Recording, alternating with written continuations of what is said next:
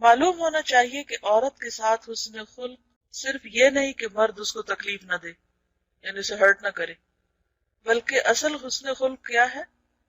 اس کی تکالیف کو برداشت کرے۔ یہ اعلیٰ درجے کا اخلاق۔ تکلیف دینا تو درکنار، اگر تکلیف پہنچے تو اس کو بھی برداشت کرے، اس کے غصے اور جوش پر حوصلے سے کام لے، کیونکہ عورت جلدی غصے میں آتی اور اس کا کلام، گفتگو اور بہت سی چیزیں جو ہیں وہ جوش پر مبنی ہوتی ہیں، ہوش سے زیادہ۔ تو ان سب کو برداشت کرنے کے لیے پھر ایک بڑا دل چاہیے ہوتا ہے، اور رسول اللہ صلی اللہ علیہ وسلم کی پیروی کرے۔ صحیحین میں حضرت عمر رضی اللہ تعالیٰ عنہ کی حدیث ہے کہ نبی صلی اللہ علیہ وسلم کی بیویاں آپ سے سوال و جواب کرتی، یعنی انہیں بولنے کی، بات کرنے کی اجازت تھی، کوشچن کرنے کی اجازت تھی، حالانکہ آپ اللہ کے رسول تھے اور آپ جو کچھ پیش کر رہے تھے وہ اپنی طرف سے نہیں تھا، اللہ کی طرف سے تھا۔ وَمَا يَنطِقُ عَنِ الْهَوَىٰ إِنْ هُوَ إِلَّا وَحْيٌ يُوحَىٰ، لیکن اس کے باوجود آپ کے ازواج مطہرات آپ سے ہر طرح کے سوال کر لیا کرتی، بعض دین کے احکامات کے بارے میں بھی آپ سے حکمت یا وجہ معلوم کرتی، اور کوئی ان میں سے سارا سارا دن آپ سے نہ بولتی، ناراض ہو جاتی، اور یہ حدیث مشہور ہے۔ تو اس سے کیا پتہ چلتا ہے کہ یہ عورت کے مزاج میں ہے، ناراض ہو جانا، خفا رہنا، اور مرد کو چاہیے کہ اس معاملے میں وہ حوصلے سے کام لے اور اس چیز کو برداشت کرے۔ چوتھی یہ کہ اس سے ہنسی مذاق کرے۔ نبی صلی اللہ علیہ وسلم اپنی بیویوں سے ہنسی مذاق کرتے تھے۔ آپ صلی اللہ علیہ وسلم نے جابر رضی اللہ تعالیٰ عنہ سے فرمایا، تو نے کنواری سے کیوں نہ نکاح کیا کہ تو اس سے کھیلتا اور وہ تجھ سے کھیلتی، یعنی باہم دونوں کے درمیان بے تکلفی ہونی چاہیے، البتہ ان باتوں کی ایک حد ہونی چاہیے، عورت سے اتنا نہ کھلے کہ مرد کی حیبت ہی جاتی رہے، اس میں اعتدال کو ملحوظ رکھے، کیونکہ بہرحال اللہ نے مرد کو قوام بنایا، گھر کا ذمہ دار بنایا، اور اس کا اپنا ایک مقام ہے۔ فرینکنس اور فری ہونے کا مطلب یہ نہیں کہ انسان دوسرے کے مقام مرتبے سے اس کو پامال کر کے روند کے آگے بڑھ جائے کہ میں تو، یعنی اسے ناجائز فائدہ نہ اٹھائے۔ حضرت عمر رضی اللہ تعالیٰ عنہ کے متعلق مروی ہے کہ آپ اپنے کسی عامل پر ناراض ہوئے تو آپ کی بیوی نے کہا، امیر المومنین آپ اس پر کیوں ناراض ہوتے ہیں؟ فرمایا، اللہ کی دشمن، تیرا اس معاملے سے کیا تعلق؟ تو ایک گڑیا کی طرح ہے، کچھ دیر اس سے کھیل لیا جاتا ہے پھر تجھے چھوڑ دیا جاتا ہے۔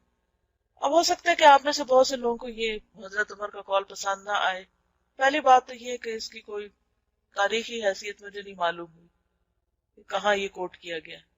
بہرحال اگر یہ درست بھی ہو تو حضرت عمر کے مزاج کا سب کو معلوم ہے کہ وہ کسی کے ساتھ بھی رعایت نہیں کیا کرتے تھے۔ پھر یہ کہ وہ اپنے کسی عامل پر ناراض ہو رہے ہیں تو ظاہر ہے کہ یہ حکومت کا معاملہ ہے، اور خواتین عام طور پر ایسے معاملات کی گہرائی کو نہیں پہنچتی۔ تو جب بیوی نے اعتراض کیا تو انہیں یہ اعتراض اچھا نہ لگا اور وہ غصے میں آ گئے، اور آگے جو کچھ انہوں نے کہا وہ غصے میں کہا۔ اب اگر غصے میں ایک شخص کا کوئی کلام نقل کیا جاتا ہے تو ضروری نہیں کہ وہ کلام حجت ہو اور اس کو انسان بنیاد بنا لے اپنے باقی اعمال کی، یہ کوئی نبی صلی اللہ علیہ وسلم کی حدیث نہیں ہے۔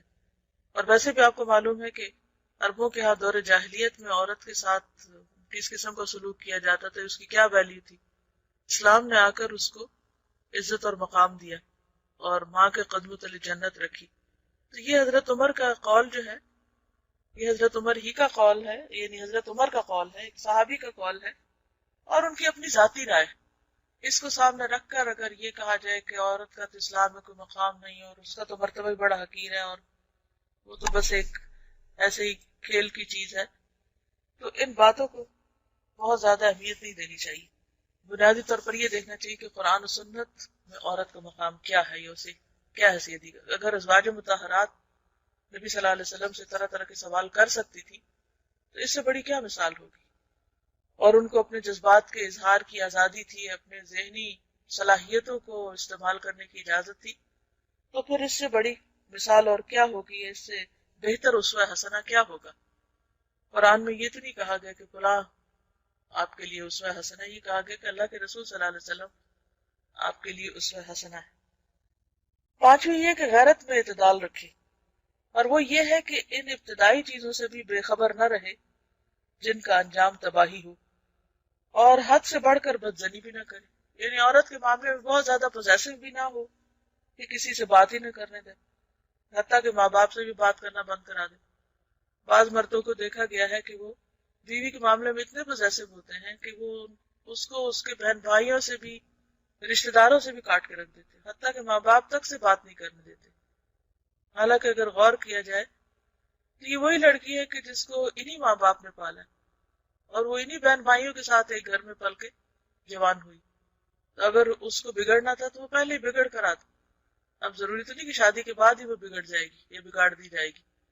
یہ سب سے کاٹ کر وہ صرف ایک خاص قید خانے کی سی زندگی سے بسر کرنے پہ مجبور کیا جائے. تو ہر چیز اب اعتدال میں ہی خوبصورت لگتی.